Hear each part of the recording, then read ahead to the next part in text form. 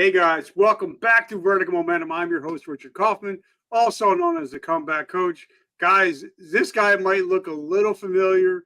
You might have seen him on this side of the pond, the other side of the pond. He's everywhere. His dad has been a three-time guest on the show, Mr. Steve D. Sims. I'm wearing my black shirt and black jeans just because I want to be cool like him, even though I don't have a big dog like him. But this is his amazing son, truly amazing, and somebody that I look up to, especially when I need help with branding and marketing. Brother, welcome to the show. It finally is taking place. It is. Thanks for having me. And yeah, this is the entrepreneur's uniform. You can't break the code on that. So, like I said, this is not going to be all about your dad, but I got to give you a shout out to your dad. Without your dad, I would not be doing video because I said, what can I improve? He said, you need to be doing video when I was just doing audio. So I was like, crap, now I got to do audio. So and Yeah, without him, I wouldn't be doing the things like I'm doing. So I just wanted to give a big shout out to Steve. You're amazing, Mom, Claire, lover. You guys are amazing. So I just want to give a big shout out to them, brother. I So, appreciate it. I think they're pretty cool too. yeah, you might keep them. Right? Yeah. Best parents So, I've ever had. okay. So before we even get started, because I do have a traumatic brain injury, and if I don't ask, I'll forget. What is your definition of resiliency? Ooh, coming right off the bat with deep questions. Resiliency. Well, I think when it comes to resiliency, that can be a pretty straightforward definition of your ability to push through hard things. But more important to that is, why would you at all care to be resilient? Why would it at all be of any benefit to you in your life? Why would you strive to become a resilient kind of person? And I think overall in life, challenges are part of what makes life worth it. Experiencing things and pushing things as much as we possibly can, and really squeezing the juice out of everything in our way and ourselves. So I think resiliency can be pretty straightforward, but I think the question that's more important is, why does it even matter to be resilient? And I think that's how I would say, is it's because that's what life is all about, is pushing yourself as far as you can possibly go and seeing how much you can pull out of it. I'm very aware of time and that we all die. And I personally don't have a belief in a life after, which helps me to have more importance on today and making sure that I do push myself and I feel like I've earned going to bed every single day. Okay, but now if somebody's seeing you right now, they see you with pictures, you and your dad driving around on motorcycles, drinking scotch, having fun, bourbon, but they wouldn't realize that you had to be resilient coming up. You went through some struggles, dropped out of engineering school and stuff like that. So tell us a little bit about where you come from, where you grew up, how you grew up, and how you became the man that you are today. Yeah. The What you see online is always going to be a slightly more polished version, or more entertaining version, because I try to pride myself on what's the boring but beneficial things that I can do every single day.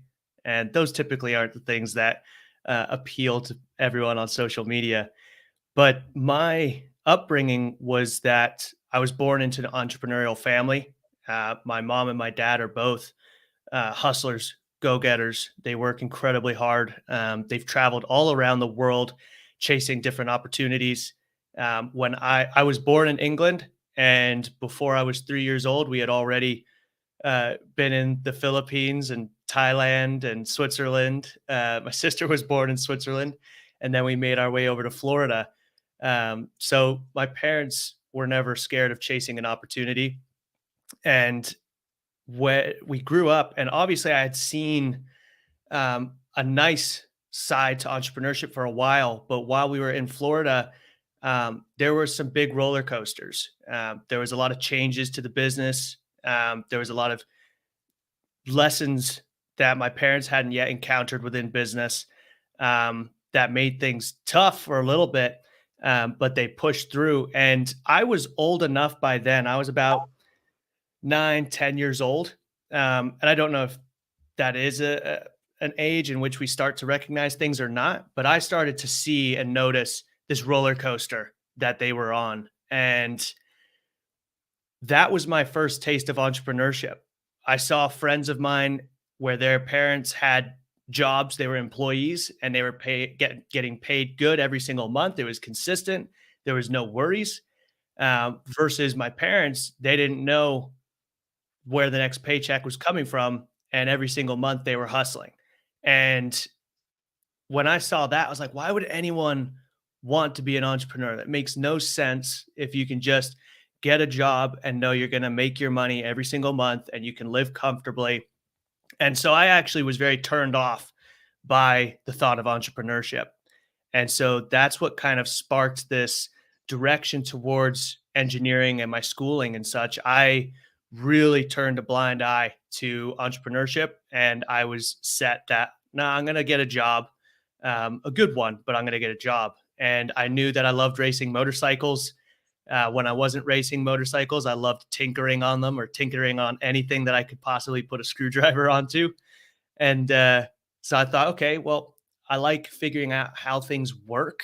I'm very analytical, so I'll go into engineering, and I'll look at working with a race team. And my passion was along the lines of suspension platforms and why there's certain linkage and chambers and all this kind of stuff. So I went to all throughout high school, I was studying my physics and maths and all that. I got into my first choice of college up in Oregon State for mechanical engineering. And then 2 years into that, as much as I liked the topic, I started to see what the day to day work looked like. And I started to see that I was going to be at this cubicle every single day, that I was going to be bound to a location, I was going to be bound to someone else's schedule. Um, and it felt like it was limiting my own creativity. And so when I started to realize that I valued freedom of my time, freedom of where I lived, all of that more than I did a particular paycheck, and the consistency of that paycheck, I made the decision to drop out. And it wasn't an easy one. And so many of my friends were saying, like, you're already halfway through. Like, what's another 2 years, you know? But very quickly, I was like, well, it's 2 years more of something I know I don't want to do, and 2 years more debt that's being accumulated. So it didn't make sense to stick with it, even though I didn't know what else I was going to do. But that was kind of how I jumped into taking a second look at entrepreneurship, from a much more open perspective of knowing, like, okay, I don't like the idea of working these jobs. And I had been working jobs at that time as well. And I always hated that I was the hardest worker there. But it didn't actually seem to reward you. It actually seems to punish you because you got all the crap thrown at you that no one else could be trusted to do. And so I was like, oh, this just isn't it. I want to see what my effort can directly correlate to. So that was when I first started to look at entrepreneurship and start diving into different places to see what was out there.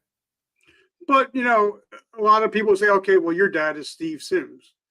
But knowing your dad the way I do, he was not Mr. Leave It to Beaver. He's probably saying, listen, son, you got to pull your own weight here. You need to start hustling from the ground up like he did. So, what I love about you guys is it's old school and new school put together for success. And even Yeah. like old school, like I love with old school, like I took from him when we get off the phone here, I'm going to get your address. I'm going to send you thank you cards because I learned that from your dad, but I've also learned from you new school, like AI, like branding, so it's like old school versus new school. And I think that's what makes you guys very successful is because you're taking the two and you're blending them together for success. Correct? Yeah, absolutely. We do work very well. And like you said, he was not, it was never an easy partnership that was formed. It wasn't when you see a lot of family businesses, It's kind of just expected that the kids join the parents or the grandparents into whatever the family business is. Um, and it's just kind of this chain of events that happens. But the funny thing is, when I was younger, we did not get along very well. And there's quite a while in which we didn't have the best relationship. And so knowing that after because we both love racing motorcycles, um, we were forced to be traveling in a car for like 4 hours every single weekend and have to figure out how to talk to each other. And motorcycling is actually what saved our relationship, because we had to figure out how to communicate in the way each other communicated. He's um, very big picture, but not much of the analytical structure sequence side of things. And I'm very much that side. There's kind of the right and left brain uh, extremes there, but we've both helped pull each other more centered. But we do have our defaults. So we had to figure out how to communicate. And when we did build a relationship, when the discussion of business partnership came around, I was working on building a digital marketing agency. He was doing his books and speaking and consulting and all this kind of stuff. And so we were doing our thing. And it was actually my mom. She's like, why don't you guys partner? Like, you've got such complementary skills and perspectives. But I did not want us to risk our relationship if being in such close proximity so frequently would risk that. So we were very purposeful with the partnership we made because we knew our relationship mattered more. Um, but at the same time, once we agreed that we were in alignment, even then, he still had his kind of, well, you gotta show me something. You still got to prove yourself. And so there's never been an easy into the business. There's never been an easy way for that structure, and it has been fun. But yeah, he's he's a hard ass, and we both had to prove it to each other that being partners was worth it for the two of us. But now your mom Claire, which I truly love, she, she's no pushover either. So I'm No. sure sometimes she had to get in the middle and be like, "All right, guys, hold on a minute." Because I Yeah. remember when Steve was talking about how when he wrote his first, had started writing his book and had it ghostwritten, and she looked at him and said, "Steve, you can't put this shit out. It doesn't Yeah. sound like you. Start over again." So Yeah. she's no pushover. So she's no pushover, right? No, not at all. It's within the family, we're used to seeing my dad blow up and get uh throw his frustrations out there. But if my mom does that, everyone's on edge. Everyone's like, "Oh shit, like we did something very wrong." And we're all praying and asking for forgiveness. So when she gets stuck into something, when she is pushing towards something, you don't get in the way. All right, so then let me ask you a question because a lot of times when old school meets new school, because if I'm working with the companies, I do a lot of consulting, and they say, "Well, this is the way we've always done it." I can't help you. You're going Mhm. to go out of business like Sears, Radio Shack, blah blah blah, because the world is changing. So I'm sure you had some interesting conversations with your dad talking about when social media first came around and Twitter and TikTok and all this stuff. I'm sure his head was going a million directions, and you had to Yep. sit him down and talk him off the ledge a little bit, right? We still do, but that is kind of this journey, and it's one that I've gotten better at. Sometimes we reverse roles in that. Um, Coming from the engineering background, I always wanted to build something and know that it was done, and I didn't have to go back to it. That it was built right, and that I didn't have to revisit it. So I had that mindset going into this game, and he was always like, "No, you just need to put something out that's good enough, get going, then get good, and just revisit and improve, optimize all that." And that kind of didn't resonate well with me for the first chunk of time, that early stage of my journey. And so, uh, when it comes to the technology and bringing some of the new strategies and ways of doing things now, he's had some pushback as well. And then I've had to show that, hey, we got to change the way we're doing things to adapt to the new times, to make use of these new opportunities. So we both have been able to, again, take our opposite default thought patterns and kind of help us both come into the middle grounds. But yeah, it's with technology and entrepreneurship in general, the one thing that you can be sure of is that nothing's going to be the same tomorrow or next year, and that things are just going to keep changing. And that's probably the only consistent within entrepreneurship, is that it's never consistent. And so when it comes to technology, you don't have to use every single tool out there. Sometimes it gets overwhelming, and we look at the second something comes out, we have to become experts and we have to figure out a way to implement it into our business. That's not always the case, but you do have to be open to looking at what's out there and how, if it can help you to amplify what it is that you're doing. So we do have a good logical and strict eye towards technology, and social platforms and all of that, and we look at the bigger picture and then how we can utilize what is out there to help us move forward. But isn't everybody an AI expert about right now? Yeah. Everything I see on LinkedIn, everybody's an AI expert. So, but Yeah. one thing I love about what you and your company, you and your dad's company do is you have your speakeasies.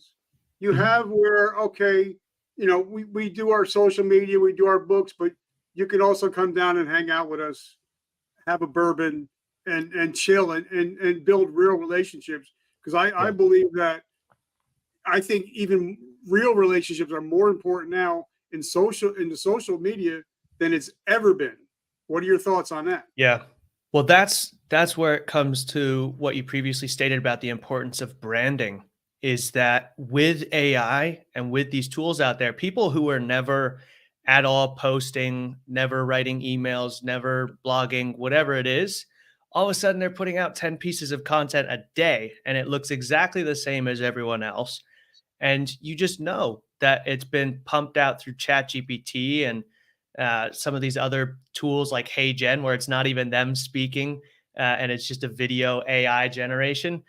Um, so we're getting even more skeptical of what's real or not, and that's where we have to figure out, how do we create this brand that connects with a very specific audience, and how can we actually connect with them. When you hop on webinars, you'll see, I hopped on a webinar yesterday just to kind of spy on what another person was doing and how they were running their webinars. And in the comments, people are like, oh, this is definitely recorded. There's no way this is live.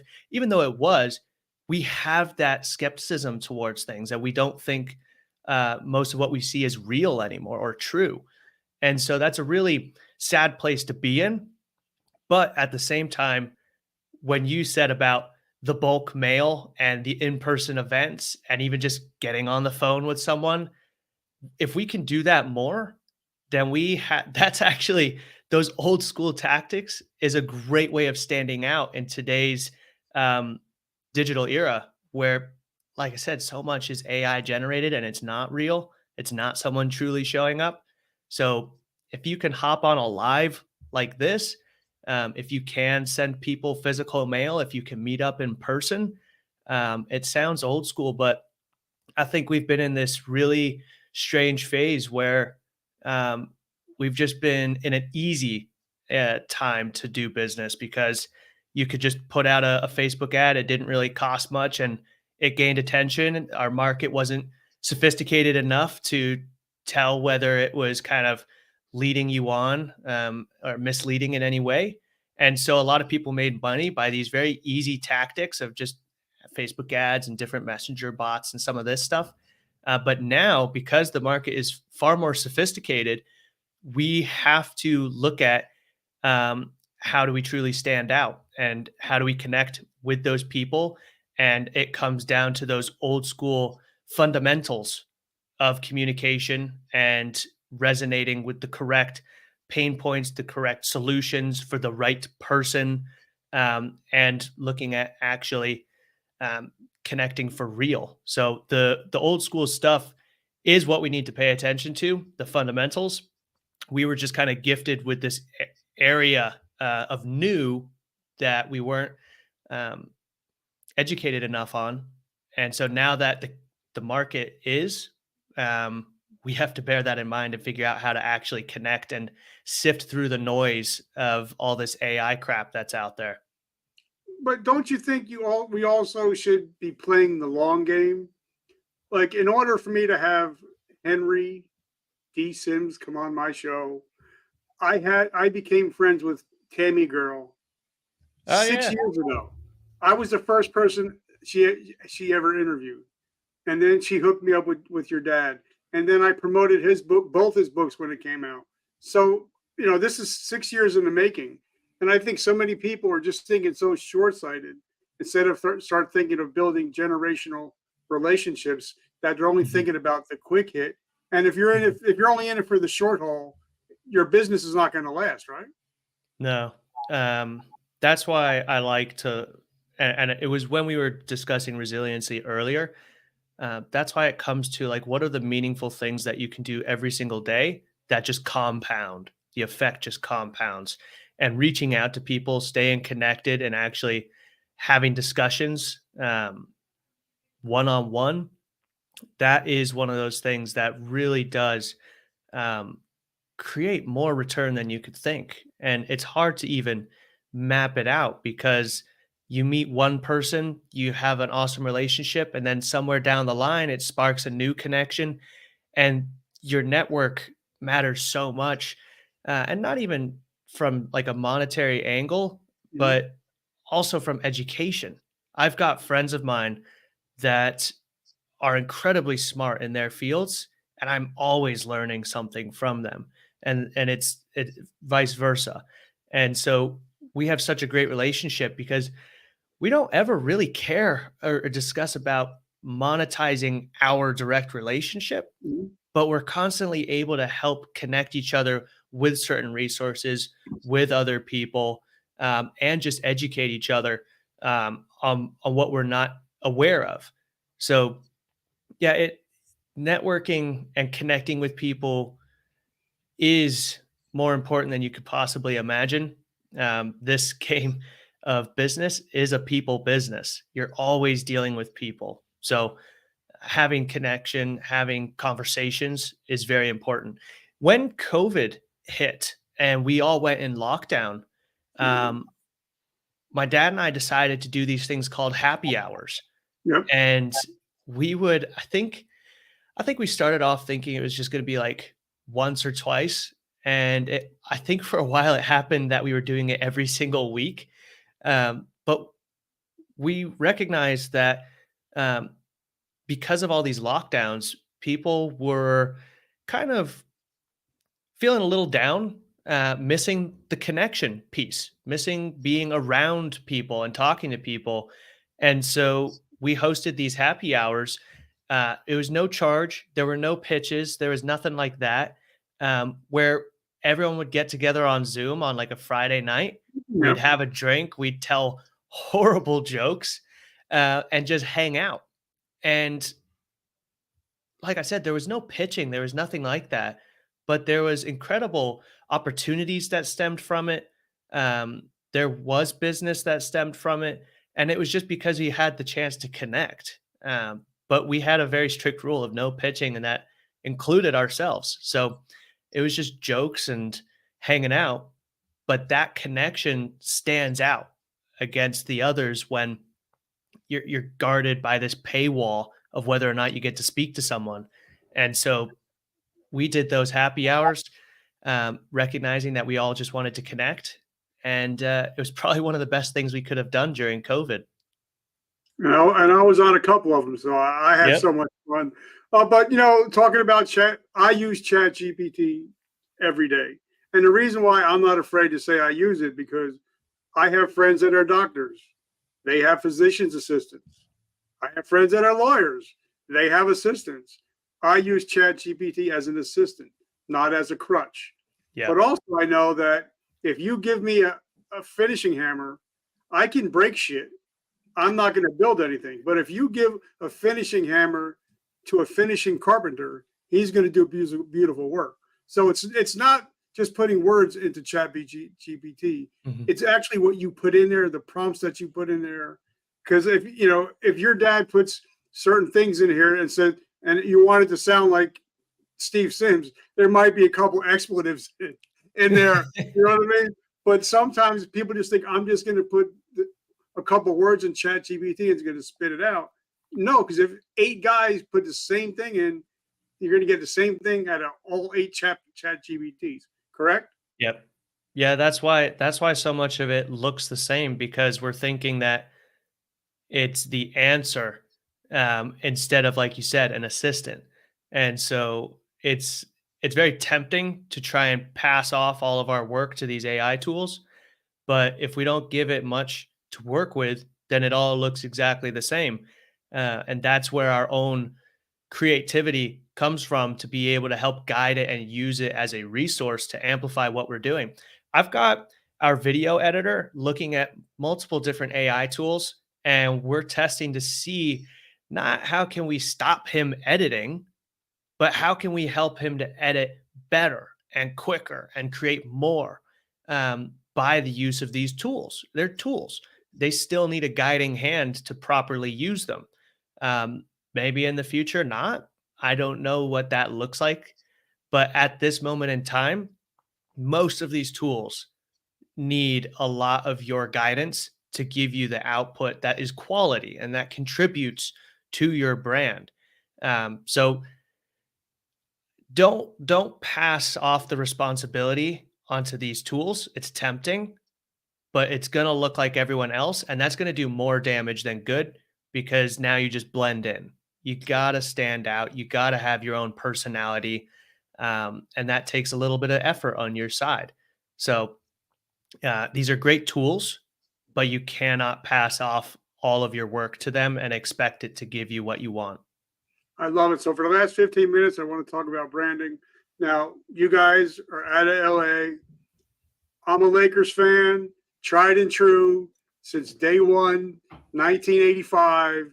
I'm not a LeBron fan, so if he leaves, I'd be happy anyway. But everybody knows that when you see the gold and purple, you know that's the Lakers. Just Mhm. like if years ago, 'cause I'm a sports guy. If Michael Jordan would have walked up to make a speech and he walked up in an Adidas outfit, people would lose their minds because he is Air Jordan, and Mhm. that's his brand. Even though Mr. Knight owns it, that's still Michael Jordan's brand. So talk about branding and how important branding is.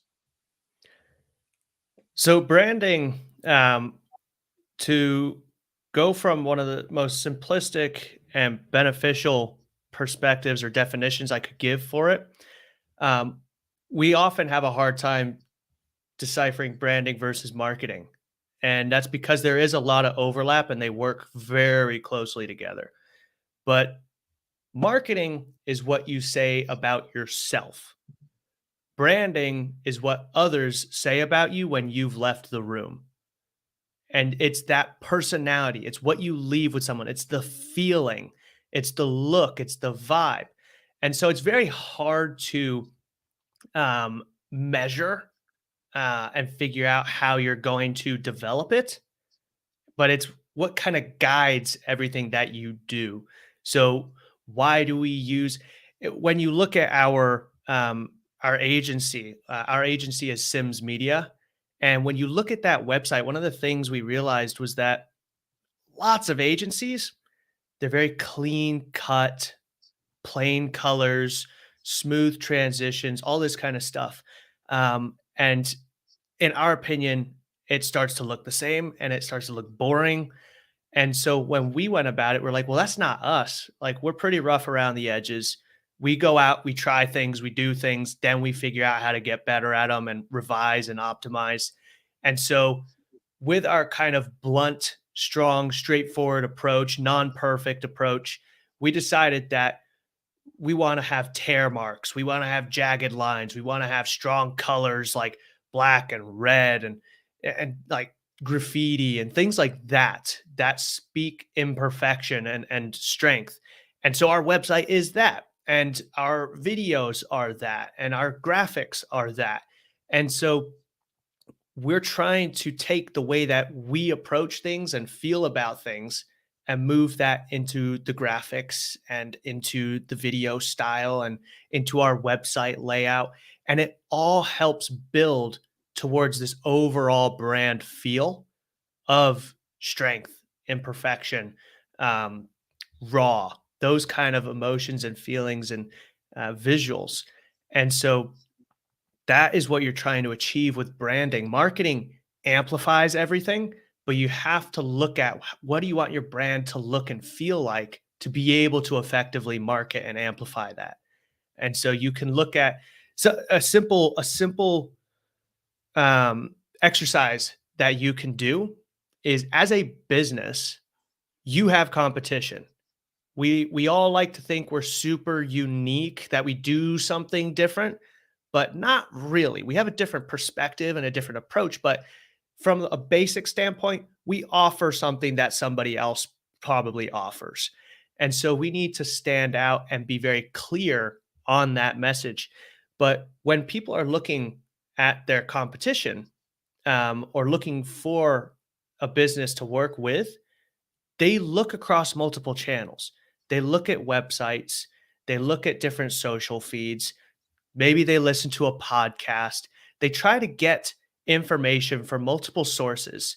And it's not necessarily to get different information, it's to validate that what they're hearing is the same and that it's true.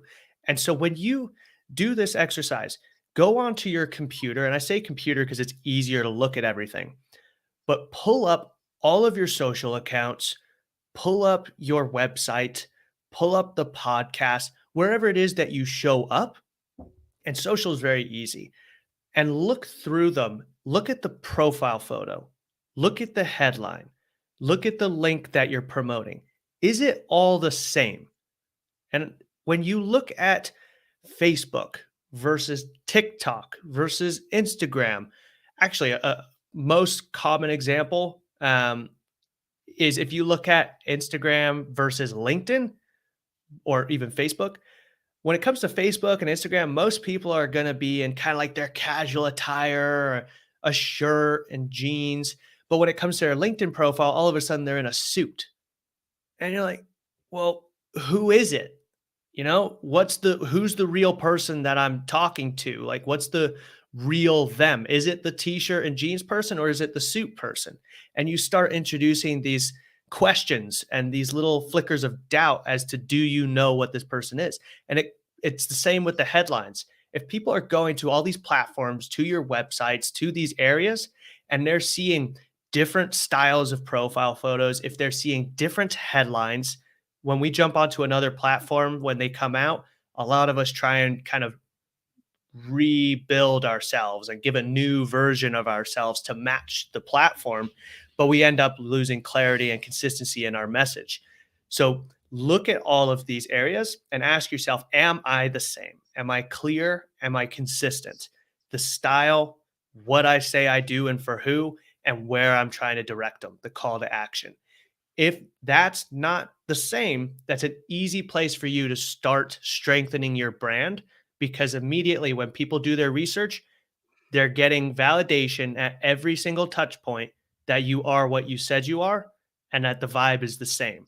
And it's the easiest but most neglected place you could start with establishing this foundation. We call it your digital fingerprint because everyone's got a unique fingerprint.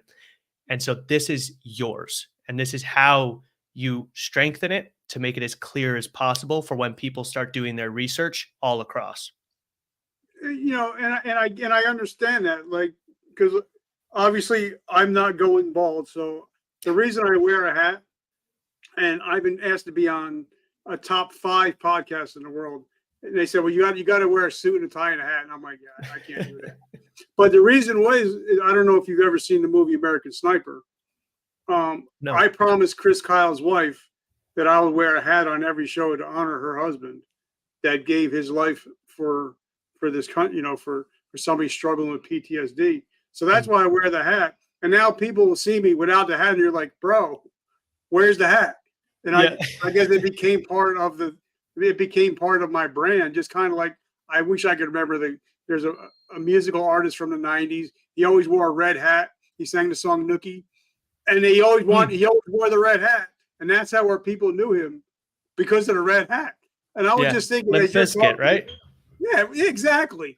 Fred Durst. But I was thinking, if I see you and your dad walking through the airport and your dad's wearing a 3-piece suit, either somebody just died or Yeah. that's not him.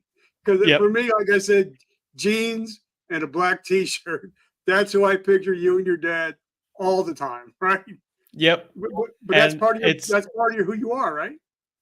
yeah. You For us, it's how we're comfortable. We don't try to be anything else, and especially we don't try to change that appearance from platform to platform. We had a news interview once, and they were calling us down to the news station, and as we were heading down to their studio, um, they're like, "Oh, just a heads up, like no jeans, no, no black." And we're like, what? And I don't know if it has something to do with the lighting or whatever the excuse was. But we both looked at each other and were like, screw that. Like, if we have to dress up in a suit or something different, it's not worth doing the interview, because it's going to cause more damage than good. Because, like you said, if you saw us dressed the way they wanted us to dress, it confuse you. You'd be like, "What the hell's this? Like, what are they trying to do? Um, what's up? Something's wrong." And so it goes against what you see consistently. And so we're like, "No." Surprisingly, it didn't air. But that's the thing, is you gotta know who you are and who you're trying to attract, and then just make it consistent. And you and I had some conversation around coffee, because that is something that is part of us. And I love coffee. I always get hooked into some particular new area, that all of a sudden I just want to learn more about. It used to be beer, and then it was wine, and then at this recent year it's been coffee. And I found it interesting because it's such a commodity. Like, no one really thinks more than just coffee's coffee. But in LA, we're blessed with a lot of different cool shops, and this specialty coffee scene was really blowing up. And I was like, really, coffee can be much more.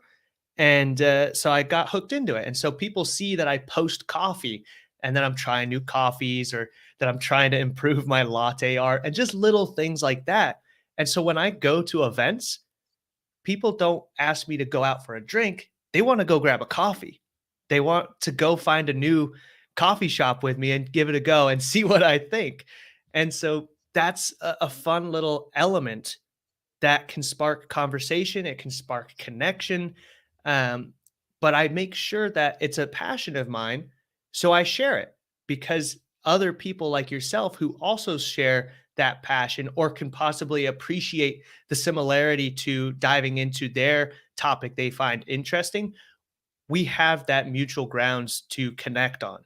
And that's what you're trying to do, is you're trying to share yourself consistently, so that people, one, recognize it, but then two, can spark conversation through it, which goes back to what you were saying on the old school methods.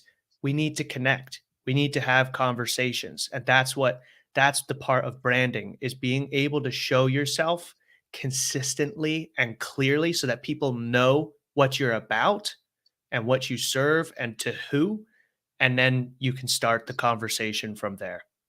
I love it. So because you did bring up the coffee, I wasn't going to talk about it, but the difference in our coffee is twice the energy, no crash.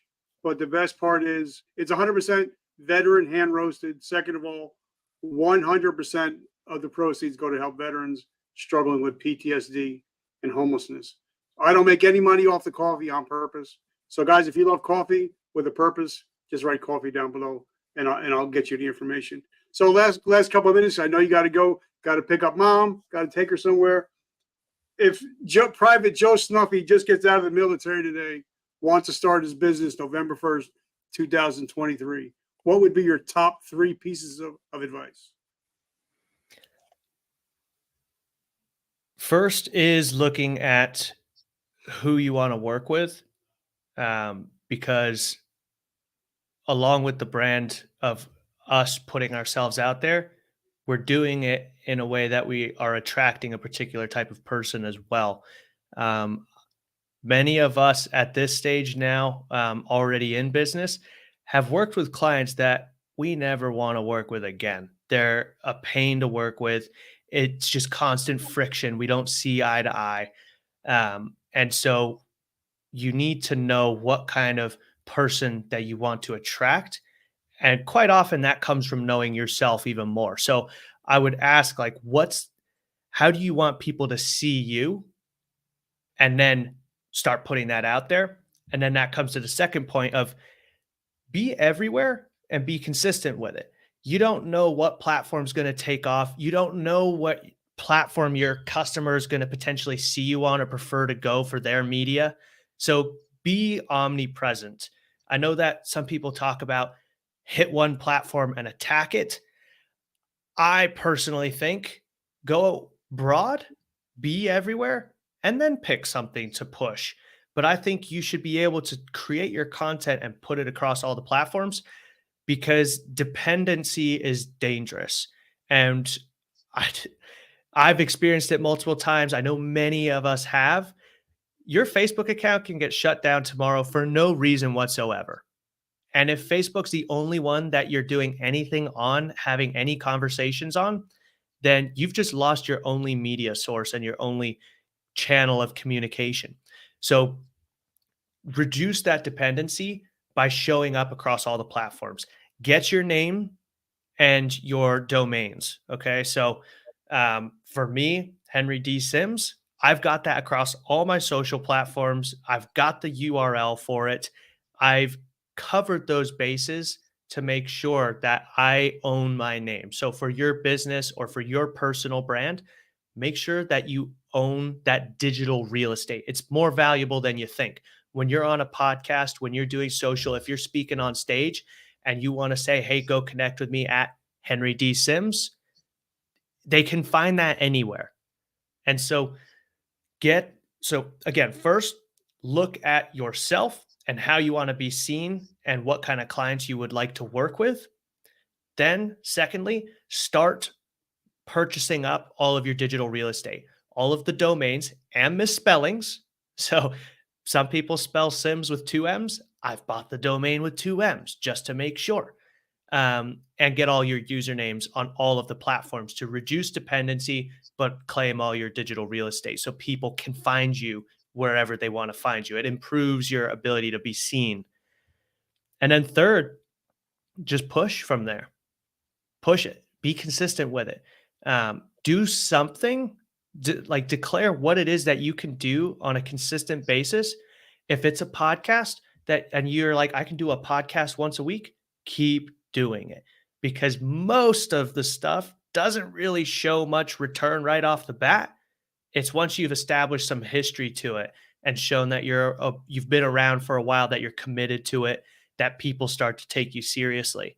So I would say that you got to look at yourself and the kind of people you want to work with, buy up and establish all of your digital real estate and your foundation for clarity and discoverability, and then be consistent with whatever plan it is you choose to action. Because if you dilly-dally from it, if you swap too quickly, you can never build up the measurable data to see what's working or not. And you need to know both what isn't or what isn't working.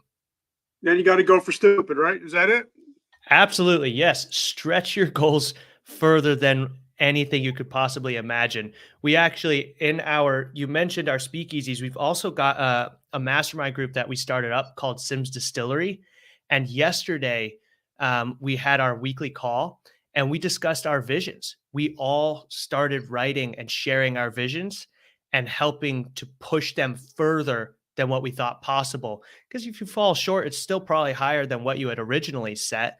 But when you can actually declare that stupid goal, all of a sudden, like, you get the butterflies in your stomach. You're like, ooh, that's something worth going for. You know, it's very hard to put in the work that you have to put in if you don't have that excitement and purpose towards that end goal. So then, how do we find you? How do we support your mission? What's going on with Sims Media coming up? Oh man, coming up is a lot of stuff. But at this moment in time, if you want to connect with me, I'm at Henry D Sims on all of your social platforms, and you can just connect with me with through those platforms. I'm active on all of them. And if you want to look at being part of our inner circle of entrepreneurs looking to push and support and challenge each other, then you can head to simsdistillery.com for more information on that. All right, brother. I know you got to run. I know you got something to do. When you see your mom and dad, tell them I love them. Tell them I said, hey, thank you Will so do. much for coming on and hanging out. Absolutely. Take care, everyone. All right, brother. Be good.